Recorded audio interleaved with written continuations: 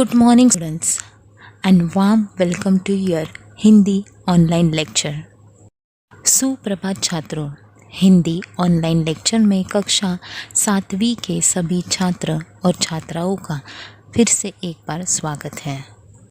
First of all students, all of you remove your Hindi text book, notebook, pen, pencil, then we start. छात्रों, जैसा कि मैंने आपको पहले ही बताया है, जब भी आपका हिंदी ऑनलाइन लेक्चर होगा तब आप सभी विद्यार्थियों को Hindi text book, notebook, pen, pencil लेकर बैठना आवश्यक है। आई होप स्टूडेंट्स जिनके पास पाठ्य पुस्तक उपलब्ध है उन्होंने निकाला ही होगा।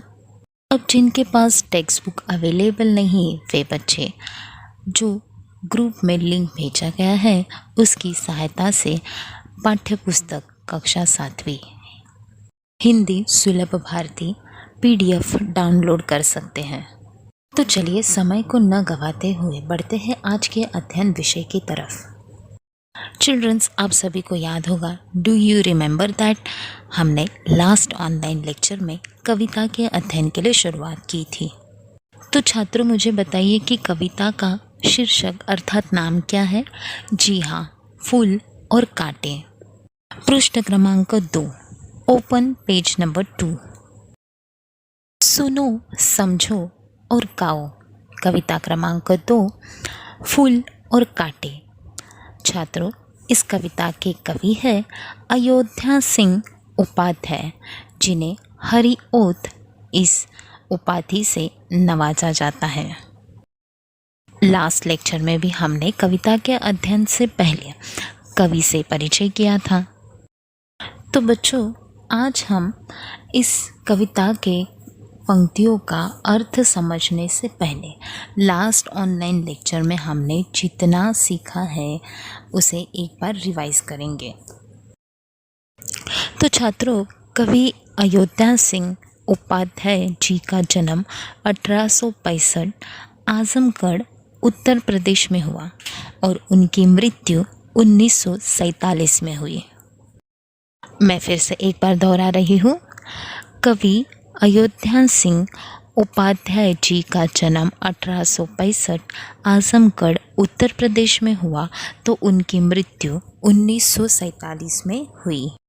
प्रिय प्रवास, पद्य प्रसून, वैदेही वनवास, अधखिला फूल, प्रेम कांता, यह उनकी प्रमुख रचनाएं हैं। छात्रों, कवि अयोध्या सिंह उपाध्याय जी का खड़ी बोली हिंदी के प्रारंभिक कवियों में मूर्धन्य स्थान है। मूर्धन्य अर्थात महत्वपूर्ण स्थान है। उन्हें हिंदी भाषा का एक आधार स्तंभ माना जाता है। प्रस्तुत अर्थात इस कविता में कवि ने यह स्पष्ट किया है कि मनुष्य विशिष्ट कुल में जन्म लेने से नहीं बल्कि अपने कर्मों से ही बड़ा बनता है। अर्थात बच्चों, कवि ने कर्म को महत्व दिया है। कवि कहते हैं कि मनुष्य चाहे कितने ही महान कुल में जन्म क्यों न ले, उससे वो बड़ा नहीं बनता, पर उसके कर्मों से, उसके श्रेष्ठ कार्यों से महान और बड़ा बनता है। और यह समझाने के लिए उन्होंने उदाहरण दिया है फूल और कांटे का। अब बच्चों, आपको पता है कि गुलाब के फूल पर कांटे होते हैं, पर फूल और कांटा एक दूसरों से अलग नहीं होते। एक ही पौधे पर फूल और कांटे दोनों होते हैं, लेकिन फूल अपनी कोमलता, सुंदरता, परोपकारिता के कारण श्रेष्ठ बन जाता है और कांटा दूसरों को केवल दर्द देता है। तो छात्रों, हमें भी सिर्फ फूलों की तरह ही लोगों के जीवन में सुख सौरभ भर देना है, न कि कांटों की तरह दुख दर्द। चिल्ड्रंस, यही संदेश कवि इस कविता के द्वारा हमें देना चाहते हैं। अब यह परिचय मैं एक बार पढ़ रही हूँ, आप सभी ध्यानपूर्वक सुनिए। बच्चों, भाषा चाहे वो कोई भी हो, उसमें रीडिंग अर्थात वाचन महत्वपूर्ण है। इसलिए जब मैं रीड कर रही हूँ, पढ़ रही हूँ, आप सभी विद्यार्थी मेरे पीछे दोहराइए। जन्म 1865 आजमगढ़ उत्तर प्रदेश, मृत्यु 1947। रचनाएं प्रिय प्रवास, पद्य प्रसून, वैदेही वनवास, अत खिला फूल, प्रेम कांता आदि। परिचय। अयोध्या सिंह उपाध्याय जी का खड़ी बोली हिंदी के प्रारंभिक कवियों में मूर्धन्य स्थान है। आप हिंदी के एक आधार स्तंभ हैं। प्रस्तुत कविता में कवि ने यह स्पष्ट किया है कि मनुष्य विशिष्ट कुल में जन्म लेने से नहीं बल्कि अपने कर्मों से ही बड़ा बनता है। नाउ चिल्ड्रंस, लास्ट लेक्चर में मैंने आपको सुर और लय के साथ इस कविता को सुनाया था और कहा था कि आप इस कविता को लर्न कीजिए। तो बच्चों, फिर से एक बार मैं आपको सुर और लय के साथ यह कविता सुना रही हूँ। आप सभी ध्यानपूर्वक सुनिए, साथ में गाइए, क्योंकि जब हम सुर और लय के साथ कविता का रस उच्चारण करते हैं तो वह हमें अच्छे से याद होती है।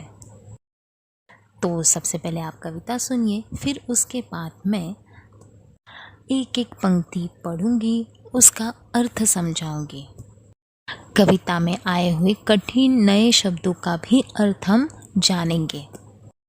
लास्ट ऑनलाइन लेक्चर में सबसे पहली पंक्ति का अर्थ हमने जाना था, पर फिर से एक बार हम इसे रिवाइज करेंगे और अगले पंक्तियों के तरफ पढ़ेंगे। तो चलिए सबसे पहले कविता सुनते हैं।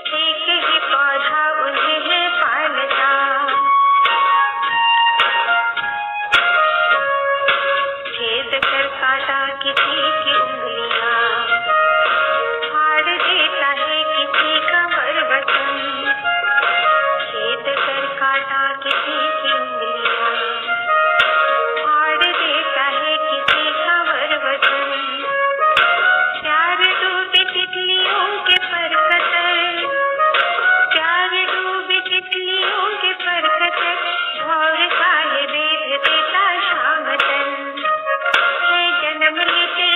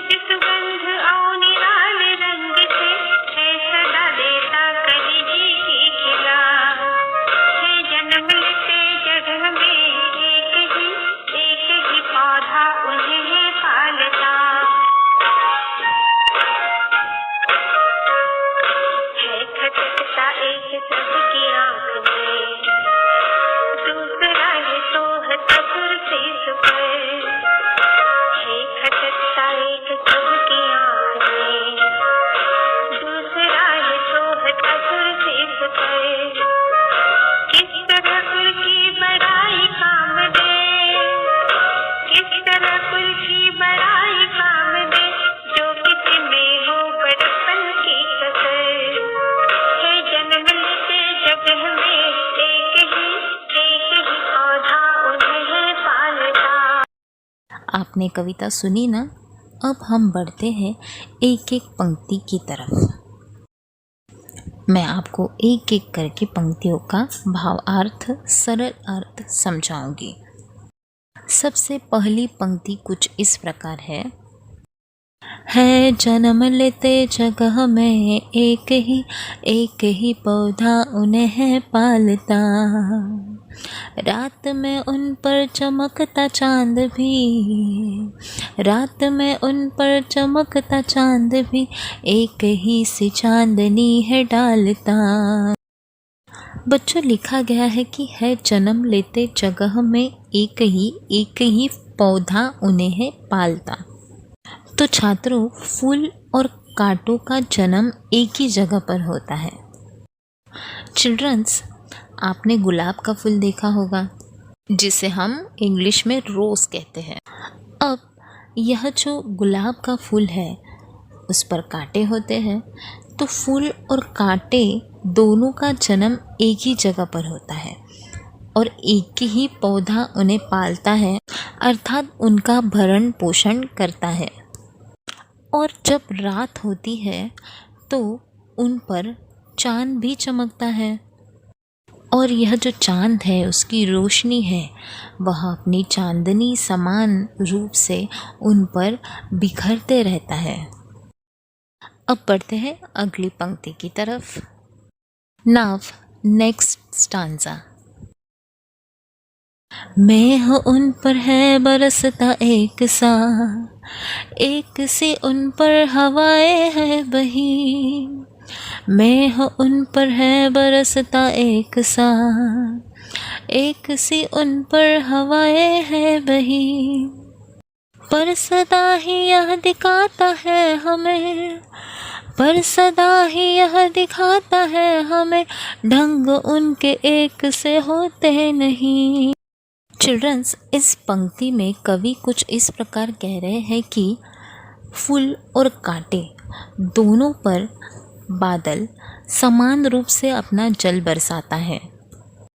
चिल्ड्रंस, अब बारिश का मौसम है, बादलों से जल बरस रहा है।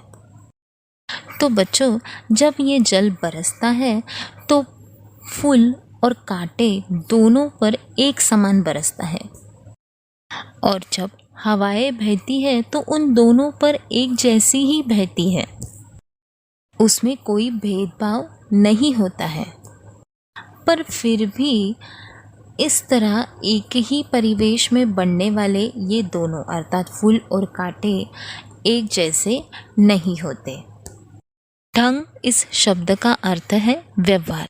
देखिए बच्चों, पहली पंक्ति से लेकर अब तक कवि यही बता रहे हैं कि एक पौधे पर फूल और कांटे दोनों का जन्म होता है, एक ही पौधा उन्हें संभालता है, पालता है। रात पर भी चांद और चांदनी दोनों समान रूप से बिखरते हैं, बरसात भी एक सी होती है और हवाएं भी एक जैसे बहती है, पर दिखने में हमें यही दिखता है कि फूल और कांटे दोनों के ढंग एक से नहीं होते, दोनों का व्यवहार जो है वो बिल्कुल अलग होता है। तो छात्रों, अब हम जानते हैं अगली पंक्तियों के द्वारा कि दोनों के व्यवहार में आखिर क्या फ़र्क है। अब नेक्स्ट पेज नंबर 3, पृष्ठ क्रमांक 3। छेद कर काटा किसी की उंगलियां, फाड़ देता है किसी का वरवसन, छेद कर काटा किसी की उंगलियां, फाड़ देता है किसी का वरवसन, प्यार डूबी तितलियों के पर कतर, प्यार डूबी तितलियों के पर कतर, भोर का है वेद देता शाम तन। बच्चों, यदि आप गुलाब का फूल हाथ में लेते हैं तो उसका जो कांटा होता है वह उंगलियां छेद कर लहूलुहान कर देता है, और जिस प्रकार वह उंगलियां छेदता है तो कई बार किसी के सुंदर वस्त्र भी फाड़ देता है। बच्चों, यहाँ पर वर इस शब्द का अर्थ है श्रेष्ठ, सुंदर, और वसन इस शब्द का अर्थ है वस्त्र। उसी प्रकार आगे जो शब्द है पर, उसका अर्थ है पंख। भोर इस शब्द का अर्थ है भंवरा। वेद इस शब्द का अर्थ है चेतना। शाम इस शब्द का अर्थ है सांवला। और तन इस शब्द का अर्थ है शरीर। तो बच्चों, कांटा जो है वह उंगलियों को लहूलुहान करता है तो वस्त्र फाड़ देता है, और उसी प्रकार प्यारी प्यारी तितलियों के पर अर्थात पंख भी कतर देता है, और भौरे के श्यामल शरीर को भी छेद कर उसे घायल कर देता है। छात्रों, यह जो स्वभाव दर्शाया गया है वह है कांटे का। इस पंक्ति में कवि कांटा किस प्रकार लोगों के साथ व्यवहार करता है। तो बच्चों, अब हम अगली पंक्ति के द्वारा जानते हैं फूल का स्वभाव। फूल लेकर तितलियों के गोद में भोर को अपना अनोठा रस पिला। फूल लेकर तितलियों के गोद में भोर को अपना अनोठा रस पिला। नीच सुगंध ओ निराले रंग से, नीच सुगंध ओ निराले रंग से, है सदा देता कलीच की खिला। चिल्ड्रंस, इसकी पहली पंक्ति में कांटे का स्वभाव दर्शाया है, और दूसरी पंक्ति में कांटे के बिल्कुल विपरीत होता है फूल, उसके गुणधर्म बताए हैं। अब फूल जो है वह तितलियों को अपने गोद में लेता है और भौरे को अपना मधुर रस यानी शहद पिलाता है, और अपने सुगंध और सुंदर आकर्षक रंग से सभी को खुशी देता है। अर्थात बच्चों, इस पंक्ति के द्वारा कवि ने फूल का कैसा प्यारा व्यवहार है वह दर्शाया है। फूल सभी को खुशी देता है, सुख देता है, न कि कांटों के तरह दुख दर्द। तो बच्चों, अब पढ़ते हैं हम अगली पंक्ति की तरफ। Next stanza. है खटकता एक सबकी आँख में, दूसरा है सोहता सूर शीस पर। है खटकता एक सबकी आँख में, दूसरा है सोहता सूर शीस पर। किस तरह कुल की बड़ाई काम दे, किस तरह कुल की बड़ाई काम दे, जो किसी में हो बड़प्पन की कसर। चिल्ड्रंस, एक तरफ है कांटा जो कि सबकी आँखों में खटकता है, किसी को भी अच्छा नहीं लगता, क्योंकि कांटे का व्यवहार ही ऐसा है जो सबको दुख दर्द देता है, इसीलिए किसी को भी पसंद नहीं होता। पर वही दूसरी जगह फूल है जो सबको अच्छा लगता है, सबको खुशी देता है, और देवताओं के शीश पर चढ़ाया जाता है। छात्रों, यहाँ पर खटकना इस शब्द का अर्थ है चुभना, और सोहना इस शब्द का अर्थ है शोभा देना। शीश इस शब्द का अर्थ है शीश, सिर, और सूर इस शब्द का अर्थ है देवता, और कसर इस शब्द का अर्थ है कमी। चिल्ड्रंस, इस पंक्ति के द्वारा कवि इस प्रकार कह रहे हैं कि कांटा सबकी आंखों में खटकता है तो फूल सबको अच्छा लगता है, वह देवताओं के सिर पर चढ़ाया जाता है, वहाँ पर वह शोभा देता है। छात्रों, कुल की बड़ाई काम नहीं आती है अगर खुद में बड़प्पन न हो तो, अर्थात कर्म ही हमें श्रेष्ठत्व दिलाता है, हमें महान बनाता है। चाहे मनुष्य का नाम कुल कितना ही बड़ा क्यों ना हो, लेकिन उसके कार्य श्रेष्ठ होने चाहिए, अच्छे होने चाहिए, तभी वह महान बनता है। और यह समझाने के लिए कवि ने बहुत ही अच्छा उदाहरण दिया है फूल और कांटे का। दोनों एक ही जगह पर जन्म लेते हैं, एक ही पौधा उन्हें पालता है, चांदनी चांद समान रूप से बिखेरता है, मेह उन पर जल बरसाता है, तो एक जैसी हवा बहती है, पर फिर भी दोनों के ढंग अर्थात व्यवहार अलग अलग होते हैं। छात्रों, कांटा जो है वह किसी की उंगलियां फाड़ देता है तो किसी के सुंदर वस्त्र भी फाड़ देता है, और तितलियों के पंख कतरता है, भौरे का श्यामल तन छेद देता है। पर इसके विपरीत फूल का व्यवहार बहुत ही अच्छा है। वह तितलियों को प्यार से गोद में लेता है और भौरे को अपना शहद रस पिलाता है। उसकी सुगंध और आकर्षक रंग से सभी खुश हो जाते हैं। तो इसलिए जो कांटा है वह सबकी आंखों में खटकता है, चुभता है, किसी को पसंद नहीं है। पर फूल सबको पसंद है, क्योंकि वह सबको खुशी देता है। वह देवताओं के सिर पर भी शोभायमान होता है। तो अगर हम में बड़प्पन नहीं है, हमारे काम अच्छे नहीं हैं, तो कुल की बढ़ाई किस काम की, यह कवि कह रहे हैं। तो इसी प्रकार बच्चों, आज के इस ऑनलाइन लेक्चर में कविता फूल और कांटे, इसका अध्ययन यहीं पर समाप्त हो चुका है। आप सभी विद्यार्थियों को इस कविता को लय और सुर के साथ, ताल के साथ लर्न करना है, और इसके आधार पर जो भी प्रश्नोत्तर है उसे कंप्लीट करना है। हिंदी नोटबुक में गुड राइटिंग में 1 टाइम लिखना है। नेक्स्ट ऑनलाइन लेक्चर में हम बढ़ेंगे अगले पाठ के अध्ययन की तरफ। Thank you childrens. धन्यवाद बच्चों।